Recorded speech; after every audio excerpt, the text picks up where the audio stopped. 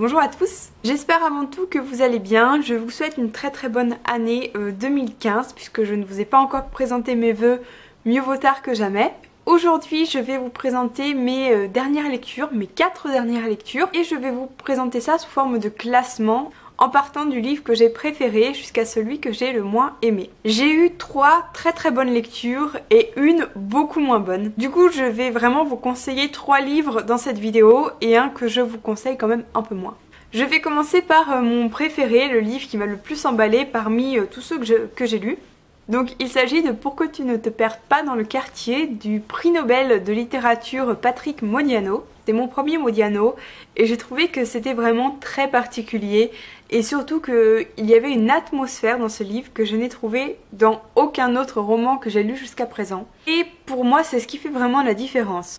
Ce que je veux vous dire c'est qu'en fait ce livre il a l'air tout petit et il l'est, concrètement il se lit très vite. Mais le truc c'est que je pense qu'il faut absolument le lire tout doucement. Il est tellement particulier que pour s'en imprégner, il faut vraiment aller doucement, il faut prendre son temps. J'ai trouvé que voilà, qu'il y avait quelque chose en plus dans ce livre, quelque chose d'assez difficile à décrire. Je ne dirais pas qu'il est difficile à lire, je pense qu'il est même plutôt simple à lire.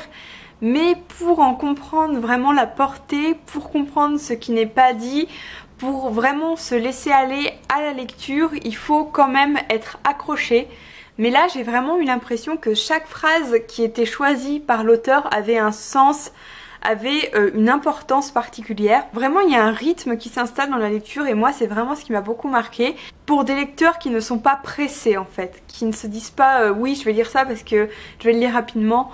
Je pense que c'est pas le bon état d'esprit pour lire ce livre. Alors, le livre numéro 2 est un livre qui, pour le coup, je pense peut être conseillé à tout le monde. Il s'agit de Jamais 200 toi de Jojo Moyes. C'est le premier livre que je lis de Jojo Moyes puisque je n'ai pas lu Avant toi. Et je dois dire que je partais avec quand même certains a priori, notamment à cause du titre, qui me faisait penser un peu à une romance assez classique. Au final, j'ai adoré. Ce livre était simple et en même temps hyper attachant, hyper bien fichu. Voilà, c'est pas un truc super compliqué, c'est tout simple mais c'est bien fait et parfois la simplicité a du bon. J'ai trouvé les personnages hyper attachants. Comme je vous le disais, moi les romances c'est pas forcément trop mon truc et pourtant avec celui-là, c'est passé mais crème quoi. On a l'impression de regarder un film. Vous savez, il y a des comédies romantiques des fois que même si on sait que voilà, ça se passe pas comme ça dans la réalité, ben on adore parce qu'on passe un super bon moment en les regardant et voilà. Et bah là c'est un peu pareil, c'est un peu comme une comédie romantique. Très cinématographique encore une fois, je pense que si Jojo Moyes veut que son livre soit adapté au cinéma, il n'y aura pas trop de soucis parce que vraiment ça se regarde comme un film. C'est l'histoire donc d'une femme de ménage avec 2 enfants et un gros chien qui se retrouve dans une situation financière extrêmement compliquée. Et en parallèle, vous avez l'histoire d'un informaticien, je crois, qui est condamné par la justice pour délit d'initié. Et je ne vous dis pas comment, mais le destin de ces 2 personnes va se croiser et ils vont partir dans une aventure folle, très drôle et ma foi, très sympathique. Voilà, je le conseille vraiment si vous voulez passer un bon moment. Il n'y a aucun souci avec celui-ci, je pense que ça ira sans problème. En 3e position, un thriller que j'ai littéralement adoré. Donc il s'agit de Juste une ombre. C'est une histoire qui fait assez peur en fait, puisqu'on va suivre donc l'héroïne qui est persuadée que quelqu'un la suit partout, la traque, change des tableaux de place dans sa maison quand elle dort, la suit dans la rue, l'espionne avec des jumelles. Et tout son entourage lui dit qu'elle est parano, qu'elle devient folle, qu'il n'y a personne qui la suit. Et tout le livre va jouer sur ce côté est-ce que c'est vrai ou est-ce qu'elle est folle. Je dois vous avouer que j'avais deviné une partie de la fin, donc je pense que c'est possible qu'on la devine, mais cependant l'auteur a réussi à me surprendre avec le dénouement final donc de cette histoire qui est extrêmement original. J'ai trouvé que c'était vraiment une auteure qui ose aller très loin dans son roman en fait. Elle va plus loin que les sentiers battus. Par contre quand vous le commencez, faut pas espérer faire quelque chose après parce que vous allez être vraiment happé par l'histoire et vous allez avoir du mal à lire autre chose, à faire autre chose que que continuer ce livre. Voilà donc un très très bon thriller que je vous conseille. Pour moi ces 3 livres sont très bons, je vous les conseille tous les 3. Ils sont tous les 3 dans des genres totalement opposés, pourtant chacun dans leur genre ils sont très très bons, donc vous pouvez y aller les yeux fermés. Le livre que je vais vous présenter maintenant, c'est assez problématique parce que c'est un livre qui m'a été envoyé très gentiment par une maison d'édition qui commence à sortir des choses assez originales.